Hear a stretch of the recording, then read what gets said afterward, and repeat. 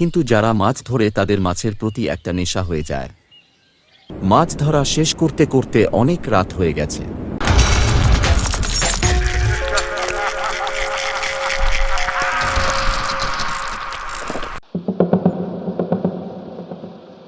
ঘটনাটি 2005 সালের। সদ্য নতুন বিয়ে করেছে মিজানুর রহমান।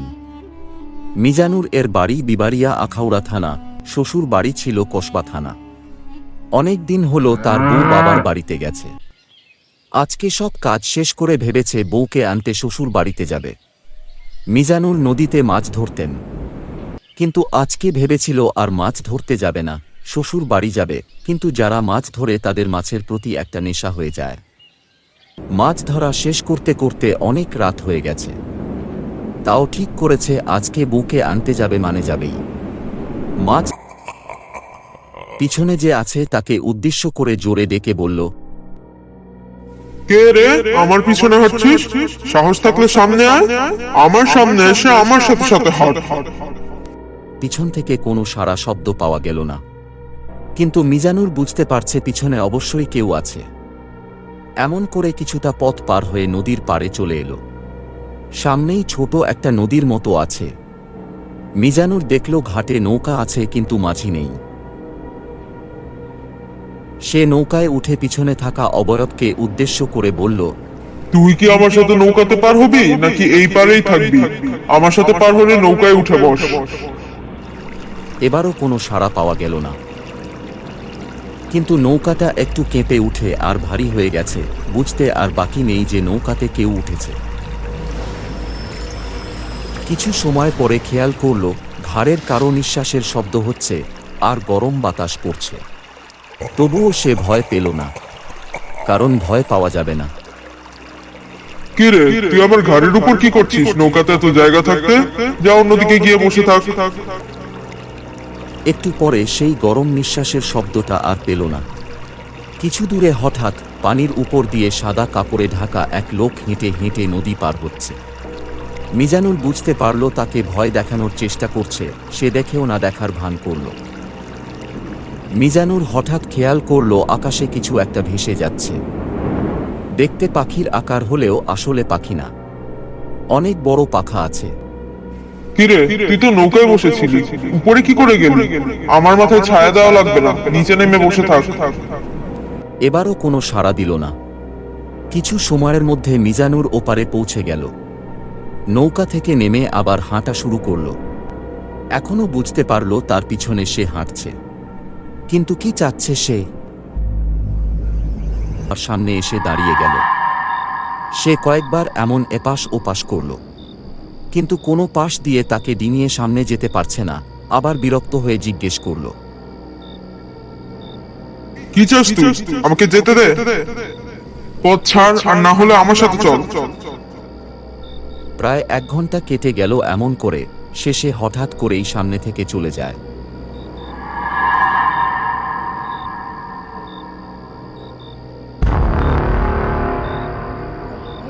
আর সেই সাথেই ফজরের আজান শুরু হয়েছে। মিজানুর শ্বশুর বাড়ি যেয়ে উঠে। সবাই এত রাতে মিজানুরকে দেখে দারুণ অবাক হয়। তখন ওনাদেরকে সব খুলে বলে। সবাই শুনে একটা কথাই বলেছে যে ভয় পেলে মিজানুরকে আজ মেরে ফেলত, কিন্তু তার সত্যি কোনো ভয় লাগেনি।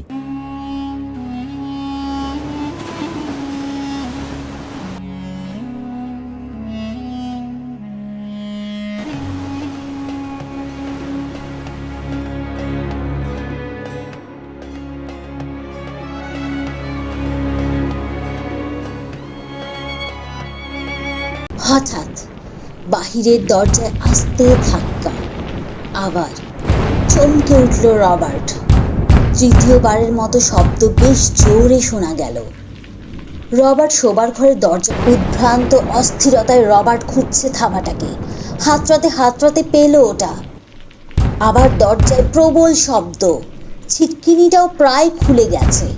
আর সময় নেই, ভয়ঙ্করকে রোধ করতেই হবে।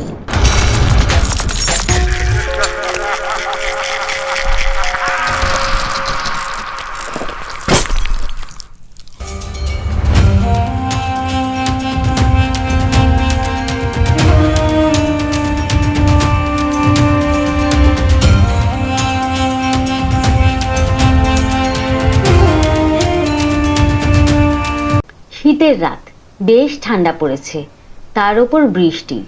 দরজা জানালা বন্ধ করে উষ্ণ উত্তপ্ত ঘরে বসে আছে মিস্টার রবার্ট, তার স্ত্রী এবং তার ছেলে পিটার।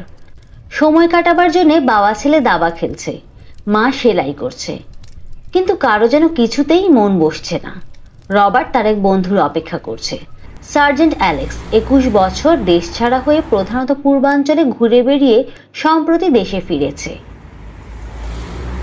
আজ মিস্টার রবার্টের বাড়িতে তার আসার কথা। গেট খোলার শব্দ শোনা গেল। ভারী পদক্ষেপে এগিয়ে আসছে ঘরের দিকে। রবার্ট এগিয়ে গিয়ে আন্তরিকভাবে বন্ধুকে অভ্যর্থনা করে আনলো। অ্যালেক্সের শরীর লম্বা, সুগঠিত, প্রাণোচ্ছল, চোখ দুটো ছোট কিন্তু উজ্জ্বল, তীক্ষ্ণ। অ্যালেক্স দক্ষিণ ভারতবর্ষে ছিল দীর্ঘকাল। সেখানকার দেশ, মানুষজনদের নানা গল্প হচ্ছে। বিশেষ করে মন্দির, ফকির, সাধু সন্ন্যাসীদের কথায় সকলেই আগ্রহী।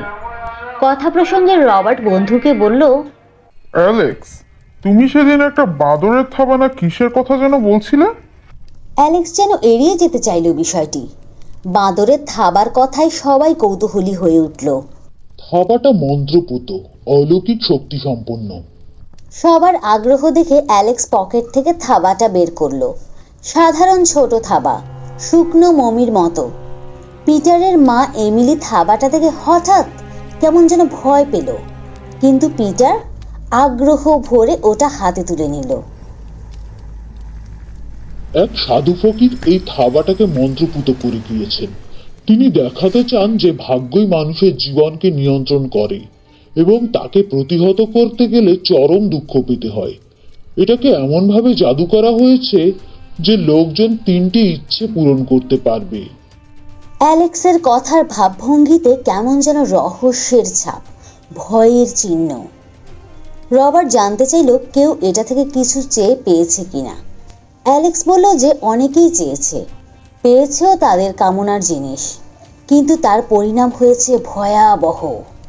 অ্যালেক্স অস্বস্তির স্বরে বলল যে সেও 3টি জিনিস চেয়ে পেয়েছিল। যদি তুমি তোমার জিনিস চাও এবং তা পেয়ে থাকো, তাহলে এটা আর তোমার কাছে রেখেছো কেন? খেয়ালের বশেই রেখেছি।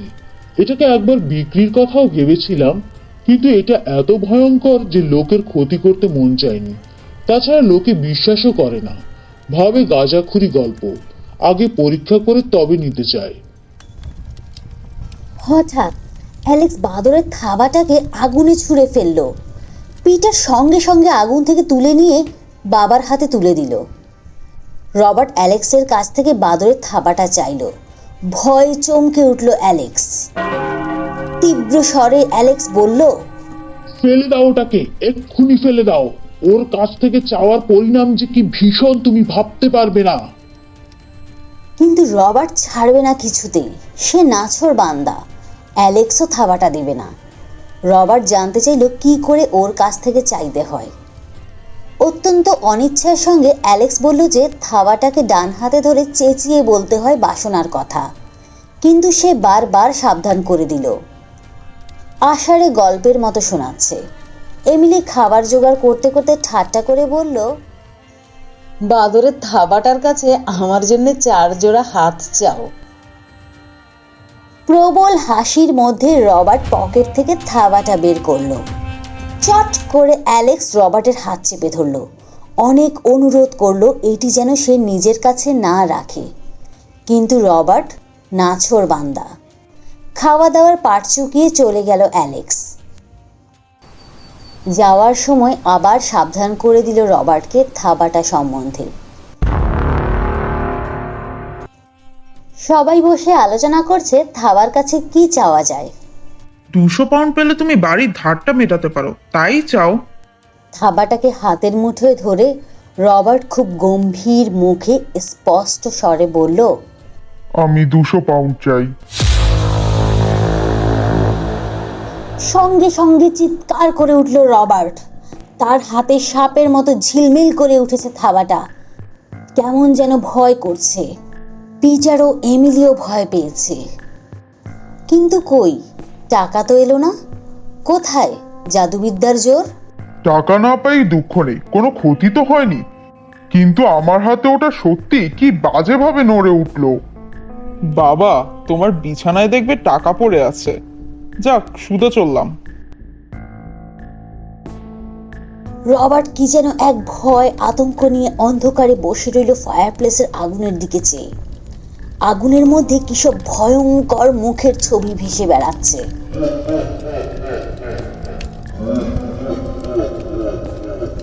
এক নিদারুণ অস্বস্তির মধ্যে সে ঘুমোতে গেল।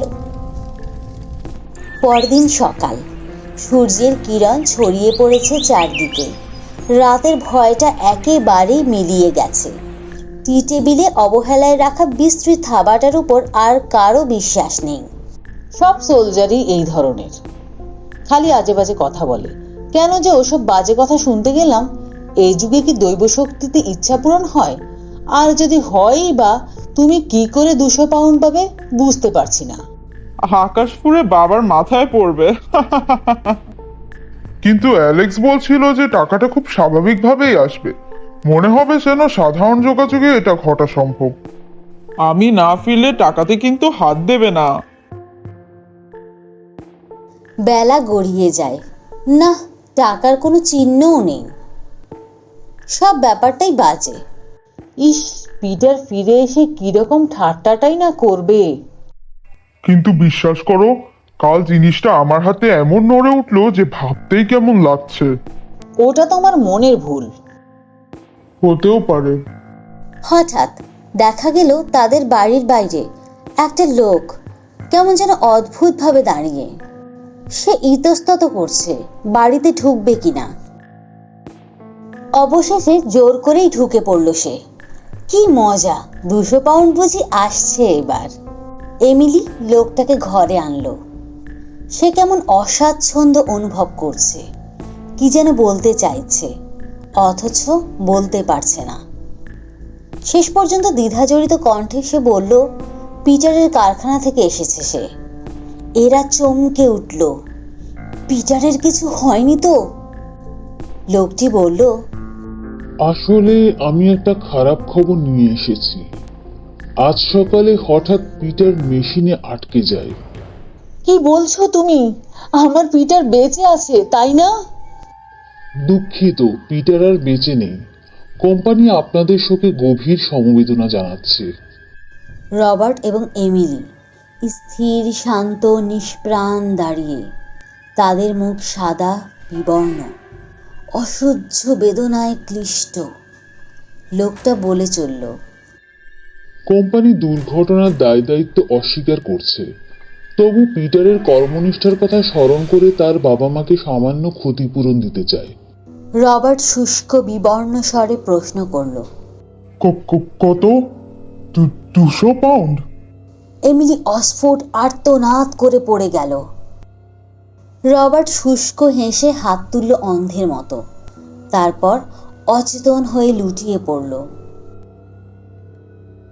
2 মাইল দূরের কবরটিতে তাদের একমাত্র সন্তানকে শুইয়ে দিয়ে 2 বিষণ্ণ যন্ত্রণাকাতর নিঃসঙ্গ বৃদ্ধ বৃদ্ধা ফিরে এলো অন্ধকার আর স্তব্ধতায়। তাদের ছেলে আর বেঁচে নেই, এটা যেন বিশ্বাসই করতে পারছে না। কেমন যেন আশা যে পিটার আবার ফিরে আসবে, সব কিছু ঠিক হয়ে যাবে আর তাদের দুঃখের অবসান ঘটবে। সইতে পারছে না তারা এই অসহ্য জ্বালা। ঘন কালো রাত নেমেছে। বৃদ্ধা মা জানালার ধারে দাঁড়িয়ে কাঁদছে। ছেলের জন্য অঝরে ঝরছে চোখের জল। রবার্ট বিষণ্ণ ব্যথিত হয়ে তাকে নিয়ে আসে শয্যায়। সেও সইতে পারছে না কোনো কিছু। হঠাৎ এমিলি চিৎকার করে ওঠে, বাদলের থাবাটা কোথায়?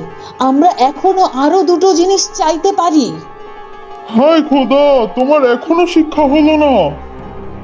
না না, আমি আমার ছেলেকে চাই। তুমি বাদরের থাবার কাছে আমার ছেলেকে চাও, আমি ওকে দেখতে চাই। তাকে কিছুতেই নিবৃত্ত করা গেল না। বিমূঢ় উদ্ভ্রান্ত আতঙ্কিত রবার্ট নিয়ে এলো বাদরের থাবাটি। তার স্ত্রী চিৎকার করে বলতে লাগলো, দাও, আমার ছেলেকে ফিরিয়ে দাও। আমার ছেলে আবার ফিরে আসুক। হাত থেকে ছিটকে পড়ল থাবাটি। রবার্ট কাঁপতে কাঁপতে গিয়ে মুখ ঢেকে বসে রইল। এমিলি জানালার কাছে দাঁড়িয়ে। অনেকক্ষণ কেটে গেল, না কোনো সাড়া শব্দ নেই। ব্যাপারটা মিথ্যে, বাঁচা গেল। মরা ছেলে ফিরলে কি ভয়ঙ্কর কাণ্ড ঘটবে। হঠাৎ বাহিরের দরজায় আস্তে ধাক্কা। আবার চমকে উঠল রবার্ট। তৃতীয়বারের মতো শব্দ বেশ জোরে শোনা গেল। রবার্ট শোবার ঘরের দরজা বন্ধ করে দিল। বৃদ্ধা চমকে উঠল। কে? ইঁদুর শব্দ করছে হয়তো। না না, পিটার এসেছে, পিটার এসেছে। এমিলি ছুটল দরজার দিকে। রবার্ট তাকে আটকালো। পিটার এসেছে, আমার পিটার। ওকে 2 মাইল পথ আসতে হয়েছে, তাই এত দেরি হলো। তুমি আমায় ধরলে কেন? ছেড়ে দাও, আমি নিচের দরজা খুলবো, ছেড়ে দাও আমাকে। খোদার দোহাই, ওকে ভেতর আসতে দিও না। আবার দরজায় জোরে শব্দ। আবার এমিলি নিজেকে ছাড়াবার আপ্রাণ প্রয়াসে চেঁচিয়ে উঠল। ছিটকে ঘর থেকে বেরিয়ে গেল এমিলি। দরজার উপরে ছিটকিনি দেওয়া, হাত যাচ্ছে না। সজোরে দ্রুত একটা চেয়ার টেনে নিল সে। পিটার! কতক্ষণ ধরে ছেলেটা বাইরে দাঁড়িয়ে। উদ্ভ্রান্ত অস্থিরতায় রবার্ট খুঁজছে থাবাটাকে। হাতড়াতে পেল ওটা। আবার দরজায় প্রবল শব্দ। ছিটকিনিটাও প্রায় খুলে গেছে। আর সময় নেই, ভয়ঙ্করকে রোধ করতেই হবে।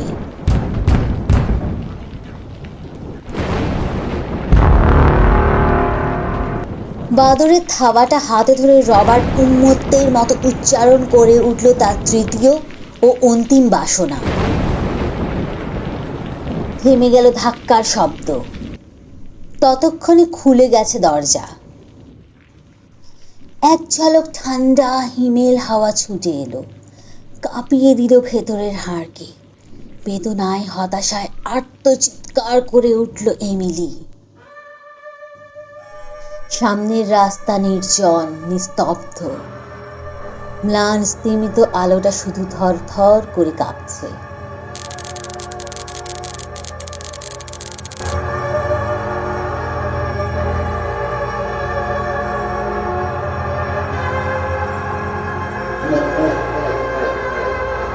ওদের অফিসটি শহরের নতুন হাইওয়ের কাছাকাছি।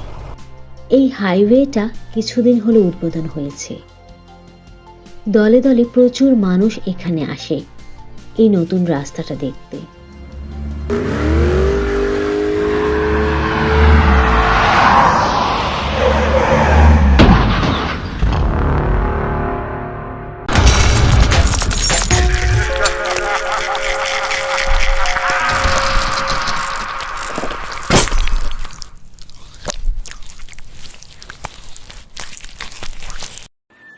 সায়ন ও রূপম 2 বন্ধু, ছোটবেলা থেকে একসাথে বড় হয়েছে।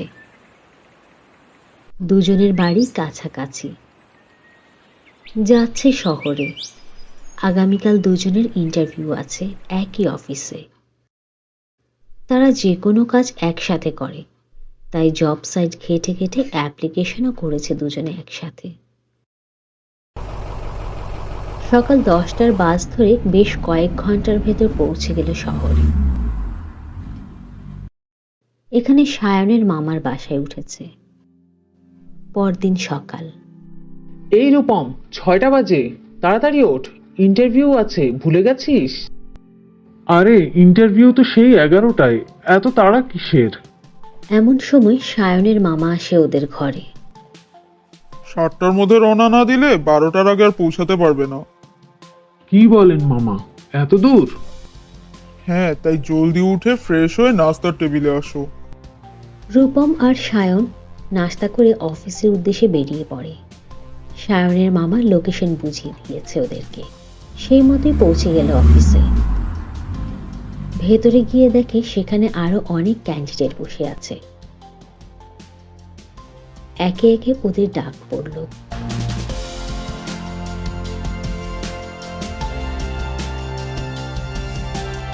ঘন্টা 2 অপেক্ষার পর 5 জনকে সিলেকশন করা হলো। এই 5 জনের মধ্যে সায়ান ও রূপমও আছে। পরশু থেকেই জয়নিং, তাই তাড়াতাড়ি সব গুছিয়ে রেডি করতে হবে। সবার আগে অফিসের কাছাকাছি থাকার জায়গার ব্যবস্থা করতে হবে। ওদের অফিসটি শহরের নতুন হাইওয়ের কাছাকাছি। এই হাইওয়েটা কিছুদিন হলো উদ্বোধন হয়েছে। দলে দলে প্রচুর মানুষ এখানে আসে এই নতুন রাস্তাটা দেখতে।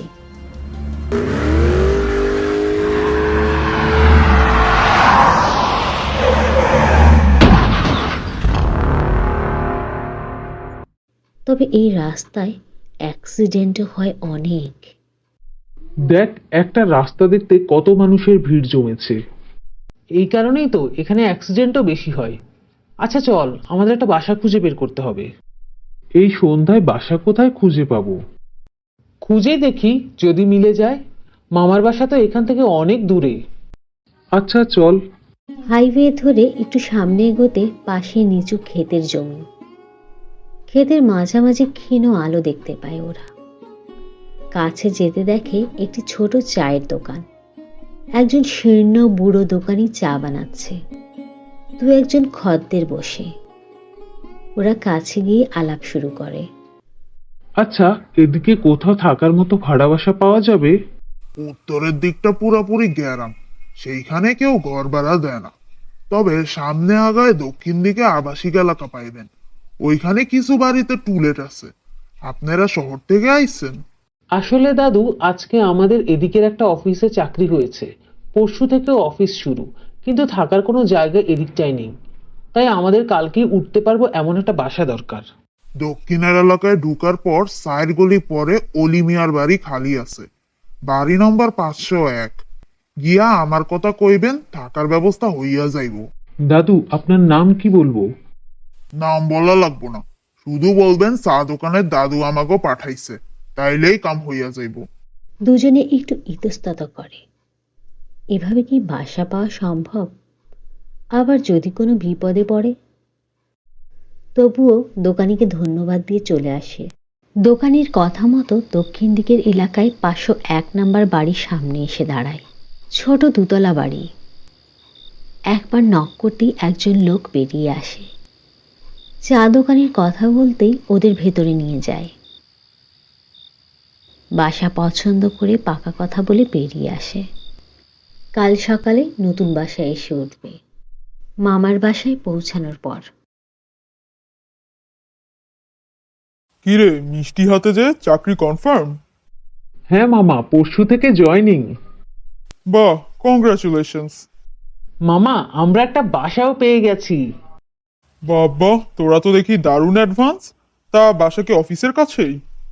একদম কাছাকাছি না, তবে নতুন হাইওয়ে দিয়ে 30 মিনিটের পথ। ওই রোডে কিন্তু প্রচুর অ্যাক্সিডেন্ট হয়, এটা জানিস? হ্যাঁ জানি তো। দলে দলে মানুষ ছবি ভিডিও করার জন্য ভিড় করে, অ্যাক্সিডেন্ট তো হবেই। এই প্রথম প্রথম কিছুদিন গেল দেখবি মানুষের ভিড় কমে গেছে আর যানবাহনের জ্যাম শুরু হয়েছে। সে যাই হোক, তোরা কিন্তু সাবধানে চলাচল করবি, আর যে কোনো সমস্যায় আমাকে জানাস। তুমি আছো বলেই তো ভরসা পাই। পরদিন সকালে দুজনে নতুন বাসায় উঠে যায়। অফিসের প্রথম প্রথম বাসে চলাচল করতে থাকে। কিছুদিন যাওয়ার পর সময় বাঁচানোর জন্যে দুই বন্ধু মিলে একটা বাইক কিনে ফেলে। বেশ কিছুদিন কেটে গেলে নতুন হাইওয়েতে মানুষের ভিড় একদম বন্ধ হয়ে যায়। অ্যাক্সিডেন্ট কমানোর জন্যে মানুষের আনাগোনা বন্ধ করে দেওয়া হয়েছে। এখন শুধু বাস, ট্রাক, কার আর বাইক চলাচল করে। এভাবে বেশ কিছুদিন চলার পরও রোড অ্যাক্সিডেন্ট হতেই থাকে। একদিন সায়ন ও রূপমের অফিসে প্রচুর কাজের চাপ থাকে। কাজ শেষ করতে করতে রাত হয়ে যায়। অফিস থেকে বেরিয়ে বাইক নিয়ে রাস্তায় বের হয়। এত রাতে রাস্তা কিছুটা ফাঁকা। সায়ন মোটামুটি স্পিডেই বাইক চালাচ্ছে।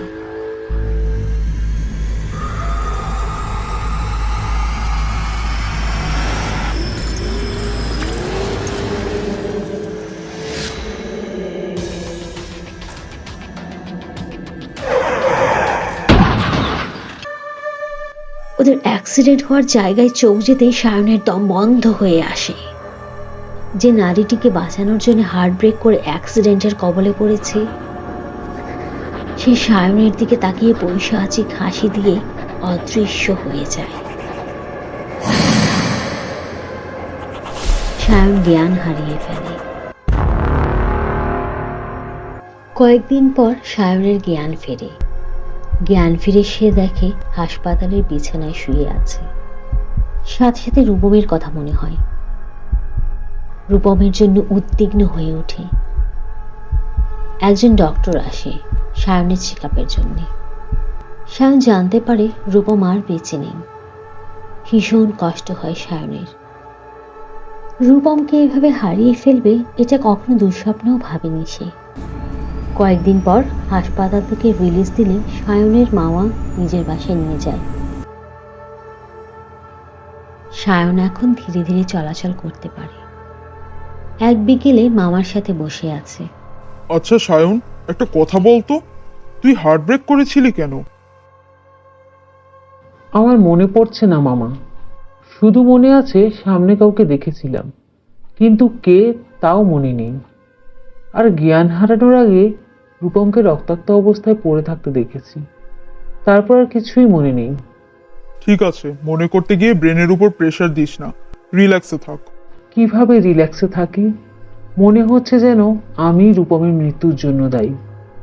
একদম এসব কথা বলবি না, এটা একটা অ্যাক্সিডেন্ট। অযথা নিজেকে দায় ভেবে আরো কষ্ট বাড়াস না। সায়ন আর কিছু না বলে ঘরে গিয়ে একটু ঘুমানোর চেষ্টা করে। মাথাটা প্রচুর ভারী হয়ে আছে। কিছুক্ষণ পর গভীর ঘুমে তলিয়ে যায়। মাঝরাতে একটা দুঃস্বপ্ন দেখে হঠাৎ ঘুম ভেঙে যায়। ওদের অ্যাক্সিডেন্টের শুরু থেকে শেষ পর্যন্ত পুরো ঘটনা স্বপ্নের মাঝে দেখতে পায় সে। সায়নের সব মনে পড়ে যায়। সায়ন ঠিক করে সুস্থ হলে প্রথম সে এই নারীরূপী ওদের রহস্যভেদ করবেই।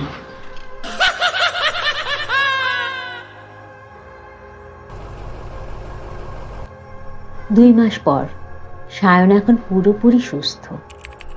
অ্যাক্সিডেন্টের পর আজ সে প্রথম অফিস করেছে, কিন্তু ঠিক করেছে এখনই সে বাসায় ফিরবে না। বাইক নিয়ে আস্তে আস্তে সে সেই চায়ের দোকানে যায়। আজও দুজন খদ্দের বসে চা খাচ্ছে। কি দাদু, কেমন আছেন? চিনতে পেরেছেন? চিনবো না কেন, এখন কেমন আছেন? এই তো আছি। আচ্ছা দাদু, বলতে পারেন ওই রাস্তাটায় এত অ্যাক্সিডেন্ট কেন হয়? অভিশাপ, অভিশাপ। অভিশাপ? কিসের অভিশাপ? একটু খুলে বলুন তো। এই রাস্তা হওয়ার বহু আগে এইখানের এক চেয়ারম্যান মানুষের জায়গা জমি অন্যায়ভাবে দখল দিছিল। তখন এক বিধবা মহিলার জমিও ছিল এইখানে। চেয়ারম্যান তারে উঠা যাইতে কইলে সে যায় না। পরে চেয়ারম্যান নিজের লোক দিয়া মহিলারে নির্মম নিষ্ঠুরভাবে খুন করে। চেয়ারম্যানের বিরুদ্ধে কোনো ব্যবস্থা নেওয়া হয়নি? গরিব বিধবার হইয়া কে ব্যবস্থা লইতে যাইব কন? চেয়ারম্যানের ক্ষমতার কাছে সাধারণ মানুষের জোর আছে? কিন্তু সেই খুনের সাথে এখানের অ্যাক্সিডেন্টের কি সম্পর্ক? মহিলারে খুন কইরা চেয়ারম্যানের লোকেরা তার জমিতেই পুঁতে রাখে। এরপর থেকে এই জমির উপর দিয়ে যেই চলাচল করত সেই মারা যাইত। তারপর নতুন রাস্তাটা হওয়ার পর শুরু হইল নতুন আলামত। অ্যাক্সিডেন্ট আর অ্যাক্সিডেন্ট হয় খালি। মহিলার অভিশাপে এগুলা হইতাছে। সেই চেয়ারম্যান এখন কোথায় আছে? সে এখন আর বাইসা নাই। একদিন সকালে ঘুমের থেকে উঠা কাউরে চিনতে পারে না, পাগল হইয়া গেছিল। কি দেখা শুধু ভয় পাইতো। সবই অভিশাপ। ঘটনা শুনে সায়ন বুঝতে পারে সেই মহিলার আত্মাটি সমস্ত অ্যাক্সিডেন্টের ঘটনাগুলো ঘটাচ্ছে। সায়ন বাড়ি ফিরে আসে। পরের দিন অফিসে সে একটু দেরি করেই ঢোকে। অফিস থেকে বেরো হয় একটু রাত করে। চলে আসে সেই জায়গায় যেখানে ওদের অ্যাক্সিডেন্ট হয়েছিল। তখনই দেখে সেই মহিলার আত্মাটি দ্রুত এগিয়ে আসছে ওর দিকে।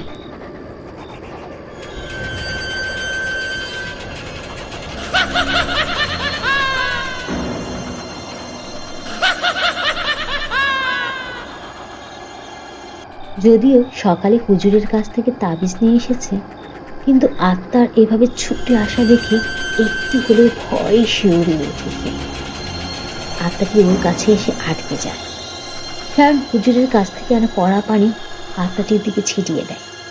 হাতের তাবিজ আত্মার গলার দিকে ছুড়ে। আত্মাটি তা সহ্য করতে পারে না। কিছু সময় জোরে জোরে ঝাঁকুনি দিয়ে অদৃশ্য হয়ে যায় একেবারের জন্য।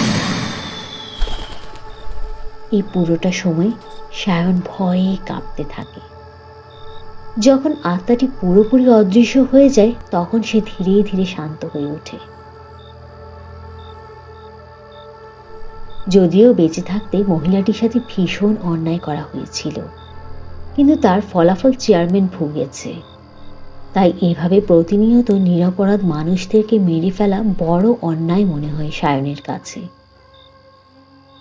সায়ন সবচেয়ে শান্তি পায় এটা ভেবে রূপমের মৃত্যুর প্রতিশোধ সে নিতে পেরেছে।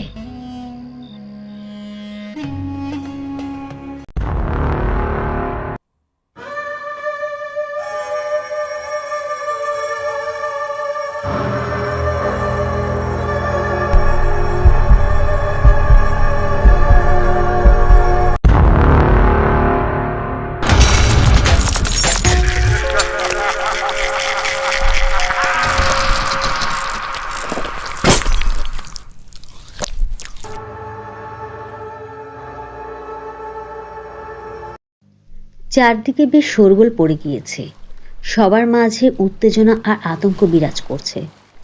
ভোরবেলা পুকুরের পানিতে একটি লাশ ভেসে থাকতে দেখা গেছে। তারপর থেকে গ্রামে সবাই আতঙ্কিত। পুলিশকে খবর দেওয়া হয়েছে। ইন্সপেক্টর রশিদ এসে গ্রামের কয়েকজনকে জিজ্ঞাসাবাদ করছে।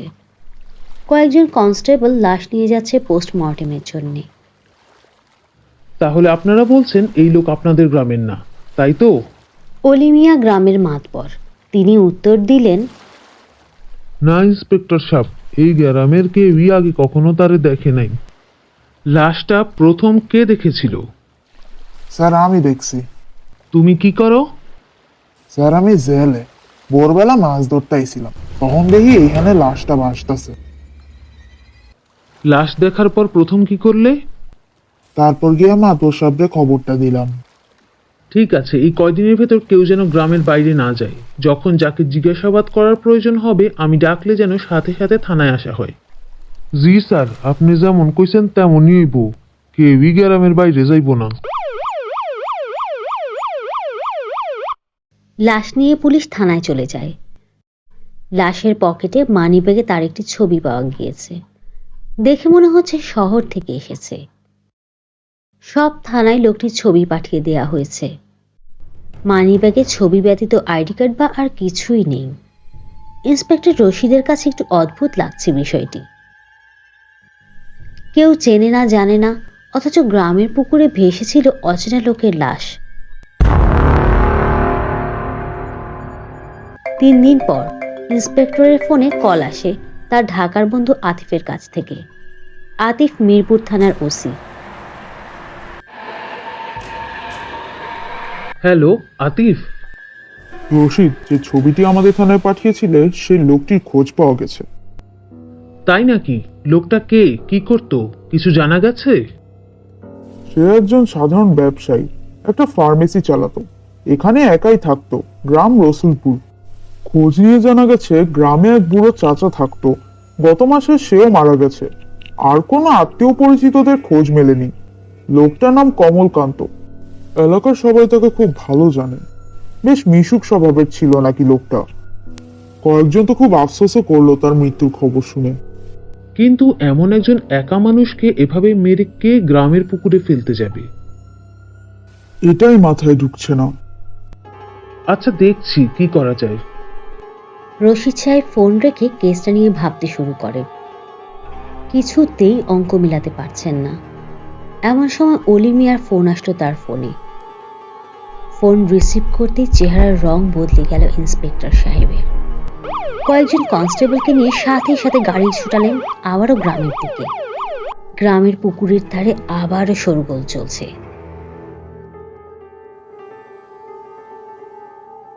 পুকুরে ভেসে আছে আরেকটি লাশ। তরুণ বয়সী একটি ছেলে, দেখে মনে হচ্ছে ইউনিভার্সিটিতে পড়ে। আইডি কার্ড দেখে রশিদ সাহেব বুঝলো ঢাকার একটি ইউনিভার্সিটিতে পড়তো ছেলেটি। মাথার ভেতর একরাশ চিন্তা ঘুরপাক খাচ্ছে। আগের কেসের সাথে এর কোনো সংযোগ নেই তো? গ্রামের লোকেরা একেও চিনে না। লাশ নিয়ে যাওয়া হলো পোস্টমর্টেমের জন্য। ইন্সপেক্টর রশিদ দুটি লাশের পোস্টমর্টেম রিপোর্ট হাতে নিয়ে মাথায় হাত দিয়ে বসে আছে। দুটি রিপোর্টের রেজাল্টই একই। দুজনকেই প্রথমে শ্বাসরোধ করে মারা হয়েছে, তারপর লাশ পুকুরে ফেলে দেওয়া হয়েছে। রশিদ সাহেব নিশ্চিত দুজনের খুনি একই ব্যক্তি। কিন্তু সবচেয়ে বিস্ময়কর ব্যাপার, কোনো লাশেই কারো হাতের বা আঙুলের কোনো ছাপ পাওয়া যায়নি। এটা কিভাবে সম্ভব? খুনি যতই ধূর্ত হোক না কেন, কোনো না কোনো চিহ্ন রেখেই যায়। রশিদ সাহেবের ভাবনায় ছেদ পড়ে আতিফের ফোনে। রশিদ, এই ছেলেটির নাম মায়া। সে মিরপুরের একটা ইউনিভার্সিটিতে পড়তো। তুমি শুনলে অবাক হবে, এই ছেলেটিও কমলকান্তের মতো একা থাকতো। আর কমলকান্তের ফার্মেসিতে তার যাতায়াতও ছিল। শুধু তাই নয়, দুজনের মাঝে বেশ সখ্যতাও ছিল যা জেনেছি। ঠিক আছে আতিফ, আমি কাল সকালে তোমার ওখানে আসছি। আমি ওখানে তদন্তের পারমিট পেয়েছি। তারপর দুজনে মিলে একসাথে কেসটা সলভ করব। তাহলে তো ভালোই হয়। আচ্ছা, দেখা হবে কাল। পরদিন ভোরে ইন্সপেক্টর রশিদ ঢাকার উদ্দেশ্যে বের হতেই আবারও গ্রামের মাতবর অলি মিয়ার ফোন আসে। পুকুরে আরও একটি লাশ ভেসে আছে। গ্রামের মানুষ অনেক আতঙ্কিত হয়ে পড়েছে। রশিদ সাহেব বুঝে উঠতে পারে না, পুকুরের চারপাশে এত উঁচু করে তার কাটার বেড়া দেওয়ার পরেও কিভাবে আস্ত মানুষ পুকুরে ফেলা সম্ভব। এবারের লাশটি একজন তরুণীর। গলায় আইডি কার্ড দেখে বুঝলো এই মেয়েটিও আগের ছেলেটির ইউনিভার্সিটির। রশিদ সাহেব আর দেরি না করে থানায় লাশ পাঠিয়ে সোজা ঢাকার উদ্দেশ্যে রওনা দেন। ঢাকায় বন্ধু আতিফের বাসায় এসে উঠে রশিদ সাহেব। আতিফকে তৃতীয় খুনের কথা খুলে বললে সে বলে, এটা ক্লিয়ার যে 3টি খুনের মাঝে অবশ্যই যোগসূত্র আছে, কিন্তু খুনিকে বের করা এতটা সহজ হবে বলে মনে হচ্ছে না, কারণ 3জনই আলাদা আলাদাভাবে একা বাস করত। মেয়েটির ব্যাপারে খোঁজ খবর কত দূর? রুমেলা একা একটা ফ্ল্যাটে থাকতো। দারোয়ানের থেকে জেনেছি কেউ তার বাড়িতে আসতো না। ভার্সিটি থেকে ফেরার টাইমও তার এলোমেলো ছিল। তার মানে সে কোনো নির্দিষ্ট সময় ফিরতো না, তাই তো? কিন্তু কোনো কোনো সময় রাতেও ফিরতো না। আগে 3জনের বাসা ভালোভাবে সার্চ করতে হবে, তারপর ছেলে মেয়ে দুটি ইউনিভার্সিটি হয়ে কমলকান্তের ফার্মেসি। চলো ঝটপট বেরিয়ে পড়ি। রশিদ ও আতিফ বের হয়ে পড়ে তদন্তের জন্যে। প্রথমে তারা রুমেলার বাসা সার্চ করে, কিন্তু সেখানে চোখে পড়ার মতো কিছু পায় না। তারপর মায়ানের বাসা সার্চ করা হয়। মায়ানের বাসায় একটি ব্ল্যাক ম্যাজিকের বই পাওয়া যায়। অবাক হয় রশিদ ও আতিফ। সবশেষে তারা যায় কমলকান্তের বাড়িতে। কমলকান্তের বাড়ি একটা মাঠের শেষ প্রান্তে, কিছুটা ঝোপঝাড়ের মাঝে। এখানে লোকজনের যাতায়াত একেবারেই নেই।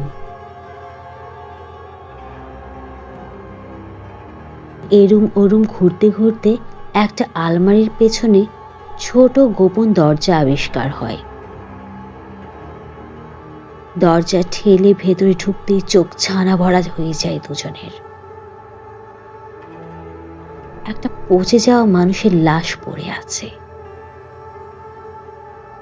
দেখে মনে হচ্ছে একটা মেয়ের লাশ। আশেপাশে আরো কিছু হাড়গোড় ছড়িয়ে ছিটিয়ে আছে। ঘরটিতে কেমন একটা চাপা ভিন্ন রকম শব্দ বাতাসে ভাসছে। কাদের যেন চাপা স্বরের আর্তনাদ।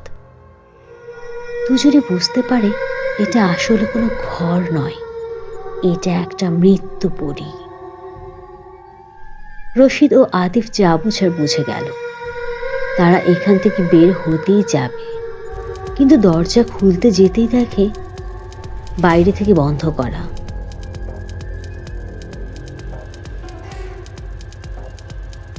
হঠাৎ চারপাশে অন্ধকার নেমে আসে। কাদের যেন তীক্ষ্ণ হাসি দেয়ালে দেয়ালে বাড়ি খেতে থাকে। রশিদ ও আতিফ আতঙ্কিত হয়ে পড়ে।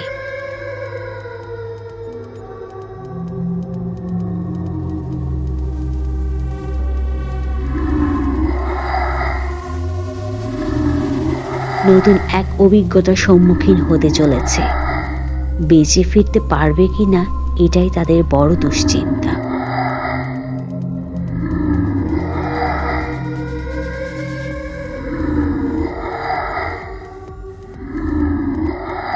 ধীরে ধীরে সামনে একটা নারী মূর্তির অবয়ব এসে দাঁড়ায়।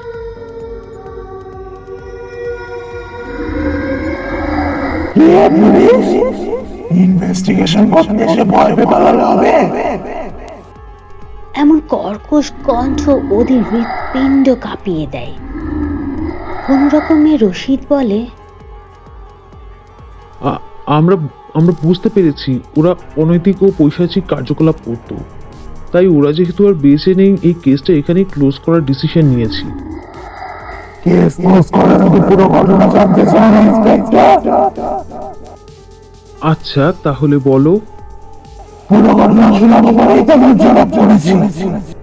নারী মূর্তিটি স্মৃতির পাতা হাতড়াতে শুরু করে, করুণ ভাবে বলতে থাকে সব ঘটনা। খুব সাধারণ ঘরের একটা মেয়ে ছিল নীলা। বাড়িতে অসুস্থ বাবা আর ছোট বোন ছাড়া কেউ ছিল না। টিউশনি করে অনেক কষ্টে সংসার, বাবার ওষুধ, বোনের পড়ার খরচ, নিজের পড়ার খরচ চালাতো। পরীক্ষার সময় গিয়ে পরীক্ষা দিয়ে আসতো, আর বাকি সময় সকাল থেকে রাত পর্যন্ত টিউশনি করে কাটাতো। ফিরতে ফিরতে প্রায় রাত হয়ে যেত। একদিন ফিরতে একটু বেশি রাত হওয়ায় কোনো রিক্সা পাচ্ছিল না। এমন সময় রোমেলা ও মায়ান হঠাৎ সেখানে একটা গাড়ি নিয়ে এসে হাজির হয়। একা নীরব রাস্তায় এভাবে হঠাৎ সাহায্য পাওয়ায় এবং সাথে একটা মেয়ে আছে দেখে নীলা স্বস্তি বোধ করে। কে জানতো ওটা ছিল ওদের ফাঁদ। ওরা নীলাকে এখানে নিয়ে এলো। অনেক আকুতি মিনতি করার পরেও ওরা নীলাকে ছাড়ে না।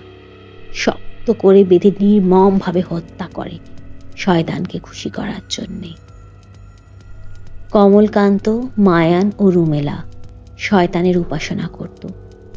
প্রতি অমাবস্যার রাতে একটি করে মেয়ে ধরে এনে শয়তানের নামে বলি দেয়, যাতে ওরা আরো বেশি শক্তিশালী হতে পারে। নির্মম কাহিনী শেষ করে তাচ্ছিল্যের সাথে বলে ওঠে নীলা, সব কটাকে মেরে ফেলেছি, ওদের সাথে আমার হাত থেকে বেঁচে বাঁচাতে পারিনি।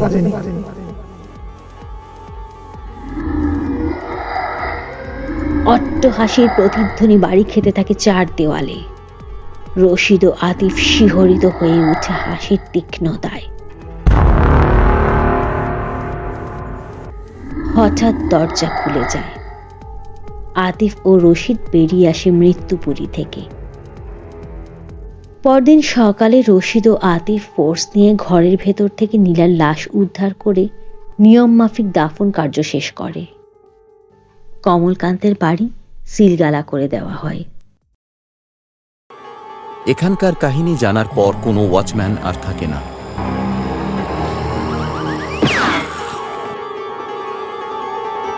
কেউ সাহস করে থাকলেও বেশি দিন টিকে না।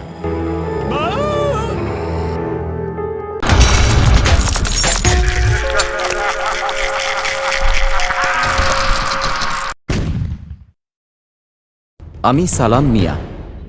আমি রোজ গ্রাম থেকে পায়ে হেঁটে ট্রেনে হকারি করতে যাই। আমি ট্রেনে করে পান সিগারেট বিক্রি করি।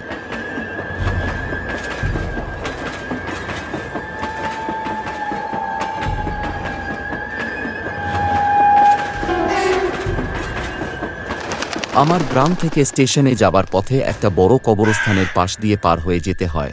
ঘটনাটি সেই কবরস্থান নিয়ে। ট্রেনে সবকিছু বিক্রয় করার পরে বাড়ি ফিরছিলাম। সেদিন ট্রেন দেরি করার কারণে বেশ খানিকটা দেরি হয়ে যায়। স্টেশন থেকে বের হওয়ার সময় দেখলাম রাত 1:30 বাজে। এমন দেরি এর আগে কোনোদিন হয়নি। তাও সিগারেট জ্বালিয়ে হাঁটা শুরু করলাম। প্রায় ৩০ মিনিট পর সেই কবরস্থানের কাছে চলে আসলাম। এখান থেকে আমার বাড়ি আর ২০ মিনিটের রাস্তা। কবরস্থানটি দেখার পর কেন জানি বুকের ভেতর মোচড় দিয়ে উঠল। আগানোর ইচ্ছা ছিল না। এখান থেকে ঘুরে যাওয়া যাবে, কিন্তু সেখান দিয়ে যেতে হলে আরও ঘণ্টাখানেক লাগবে। অযথা ঝামেলার কথা ভেবে বাদ দিলাম। শুনেছিলাম আগুন দেখলে নাকি ভূত কাছে আসে না, তাই সিগারেটটাতে টান না দিয়ে জ্বালিয়ে রাখলাম। ২০-২৫ কদম আগানোর পর কবরস্থানটির একদম কাছে এসে পড়লাম। এখানকার কাহিনী জানার পর কোনো ওয়াচম্যান আর থাকে না।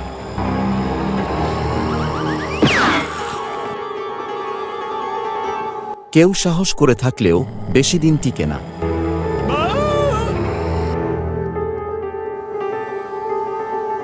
শোনা যায় শয়তানের বসবাস এই কবরস্থানে।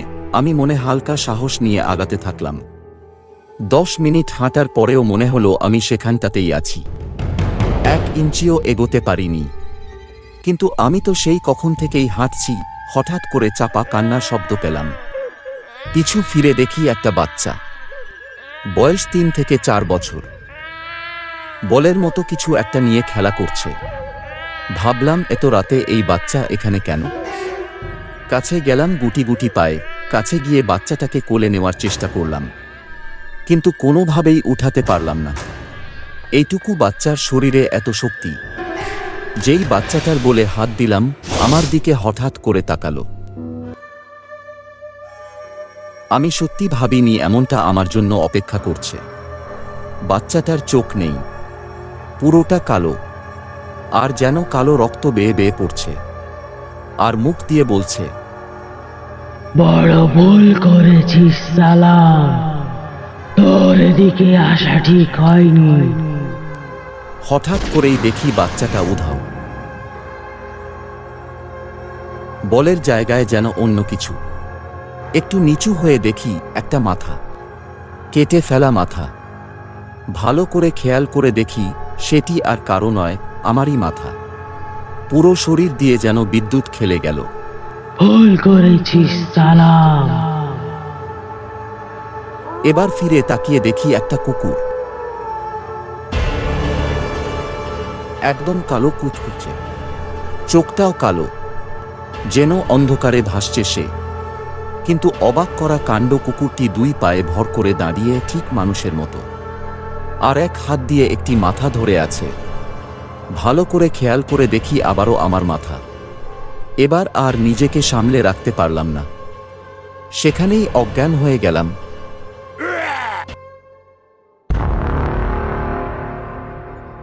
চোখ যখন খুলে তখন নিজেকে কবরস্থানের ঠিক কিছু সামনে একটি মসজিদ ছিল, সেখানে পাই। সেখানকার হুজুর আমাকে জিজ্ঞেস করল কি হয়েছিল। তাকে সব ঘটনা বলার পর এসবের কারণ জানতে চাইলে বলেন, কিছুদিন আগে একটি ৩-৪ বছরের বাচ্চাকে কয়েকজন তুলে আনে। তারা ঠিকমতো টাকা না পাওয়ায় বাচ্চাটির চোখ তুলে নিয়ে মাথা কেটে ফেলে।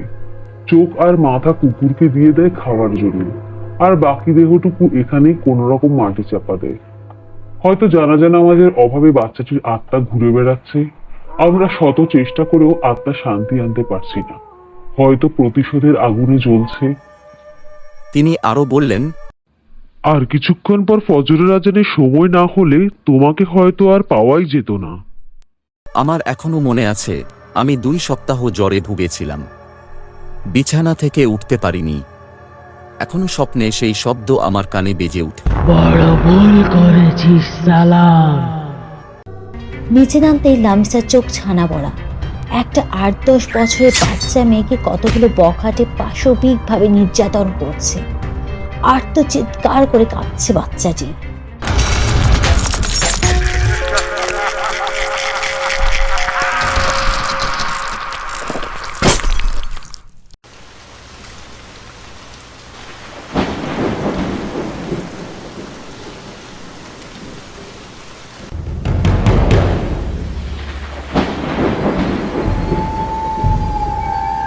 আজকের বিশেষ রাতটা লামিসার জন্য অন্য ৮-১০টা মেয়ের মতোই বিশেষ রাত হতে পারত, কিন্তু সেই সৌভাগ্য লামিসার হয়নি।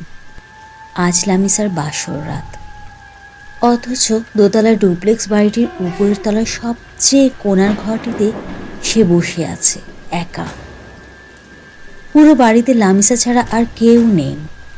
অপেক্ষার প্রহর গুনছে, কখন আসবে তার পার মাতাল স্বামী। গা ছমছম করতে থাকে লামিসার।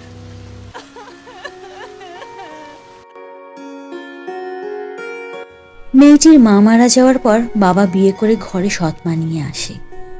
কয়েক মাস আগে ওর বাবাও চলে যায় না ফেরার দেশে। সৎমা দয়া করে এই পারমাতার লোকটির সাথে বিয়ে দিয়ে দেয়। লোকটির অনেক টাকা, বলা বাহুল্য মোটা অঙ্কের টাকার বিনিময়ে 22 বছরের অপরূপা সুন্দরী লামিসাকে 40 বছরের লোকের হাতে তুলে দিয়েছে তার সৎমা। অবশেষে রিয়াদ ঘরে ফেরে। প্রতি রাতের মতোই মাতাল হয়ে ফিরে বিছানায় গা এলিয়ে হাত পা ছড়িয়ে ঘুমিয়ে পড়ে। এই ঘরেই একজন তার অপেক্ষায় ছিল, যেন জানেই না সে। লামিসা অনুভূতিহীন বসে থাকে, যেন এটাই হওয়ার ছিল। অযথা আর জেগে থেকে লাভ নেই। লামিসাও শোবার উদ্যোগ নেয়। হঠাৎ লামিসার কানে আসে একটা আর্তচিৎকার। চমকে উঠে লামিসা। একটা 8-10 বছরের বাচ্চা মেয়ের কান্নার আওয়াজ ভেসে আসছে এই বাড়িরই একতলা থেকে। ভয় পায় লামিসা। ঘুমন্ত রিয়াদের দিকে ভয়ার্ত চোখে চেয়ে থাকে কিছুক্ষণ। মনে শঙ্কা কাজ করলেও বিশ্বাস করতে মন সায় দিচ্ছে না। যদিও রিয়াদকে সে ঠিকভাবে চেনে না, তবে এতটা জঘন্য ভাবতে ইচ্ছে করছে না। তবুও সন্দেহের দানা বাঁধে তার মনে। আবারও কান্নার আওয়াজ ভেসে আসছে। তবে কি সত্যি তার স্বামী নামক এই লোকটি বাড়িতে আটকে রেখে শিশু নির্যাতন করে? আর ভাবতে পারছে না লামিসা। গা শিউরে উঠে তার। গেটে একজন গার্ড ও উপরে রিয়াদ ছাড়া আর কেউ থাকে না এই বাড়িতে। নিচে যাওয়ার সিদ্ধান্ত নেয় সে। প্রয়োজনে গার্ডকে ডেকে জিজ্ঞেস করবে। হাতে কিছু টাকা ধরিয়ে দিলেই গড় গড় করে সব উগলে দেবে। ধীর পায়ে লামিসা নিচে নেমে আসে। পুরো বাড়ি খুঁজেও সে কাউকে পায় না। ক্লান্ত হয়ে উপরে চলে আসে। রিয়াদ যেমন ঘুমাচ্ছিল তেমন ভাবেই ঘুমাচ্ছে। সন্দিহান মন, ক্লান্ত শরীর নিয়ে বিছানার একপাশে শুয়ে পড়ে লামিসা।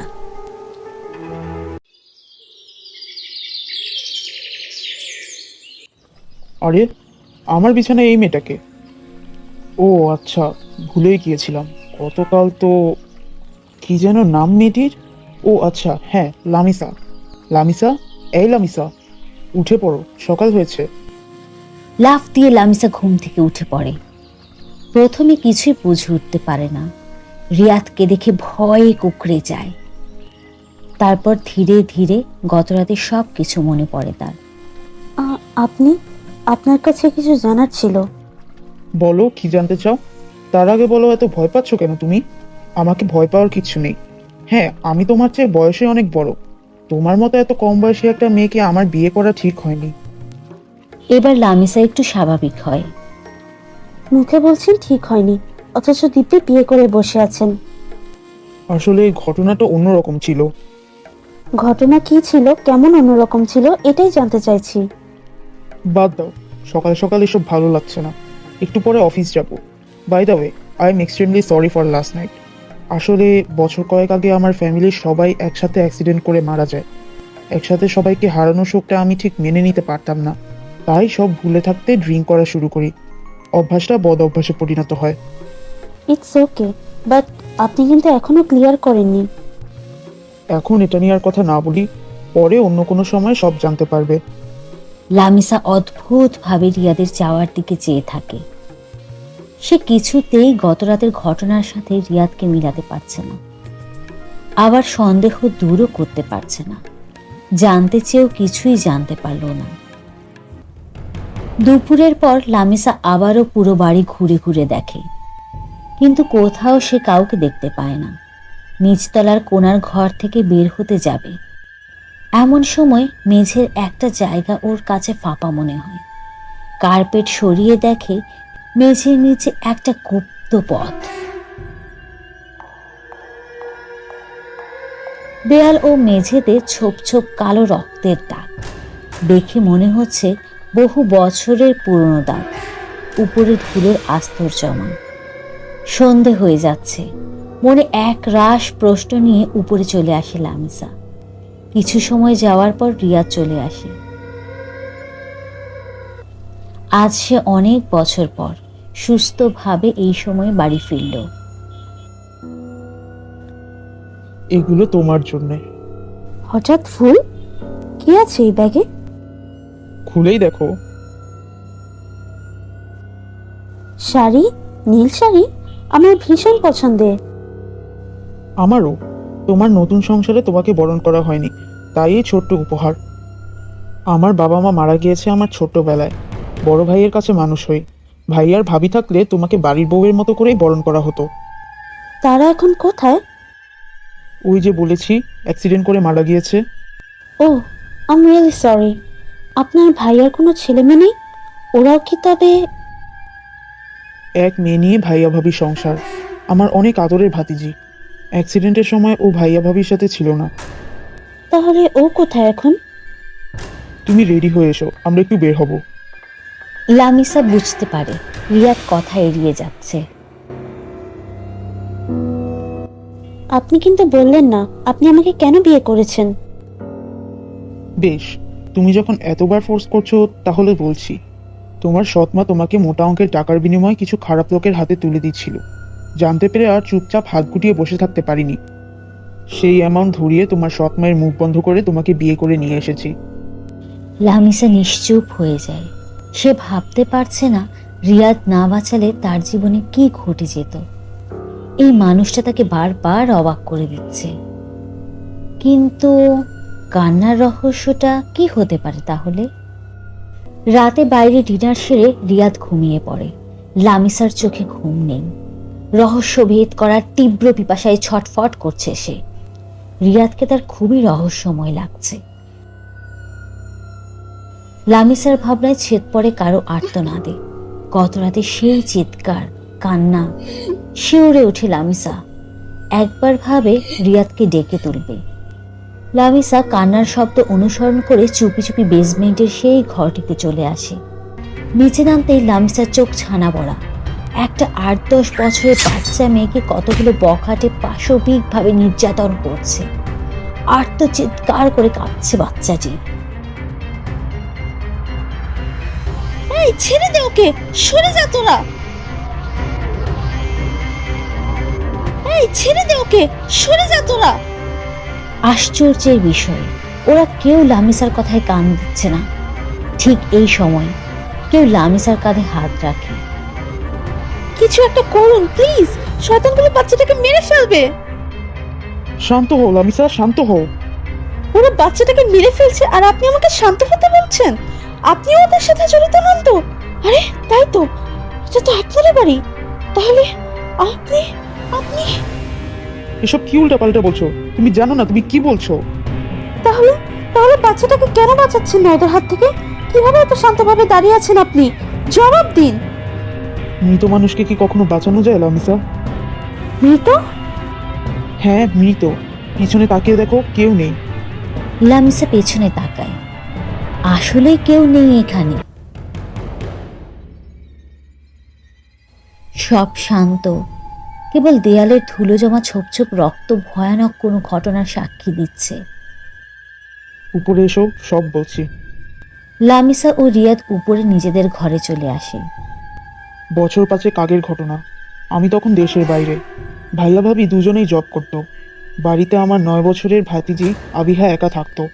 আমাদের দুঃসম্পর্কের এক বিধবা খালার সাথে। খালার ছেলের বউ তাকে রাখতে চাইতো না বলে ভাইয়া তাকে এখানে নিয়ে আসে আবিহার একাকিত্ব দূর করতে। একদিন খালার ছেলে বাইক অ্যাক্সিডেন্ট করে পা ভেঙে হসপিটালে ভর্তি হয়। খবর পেয়ে খালা আর বসে থাকতে পারেনি, চলে যান ছেলের কাছে।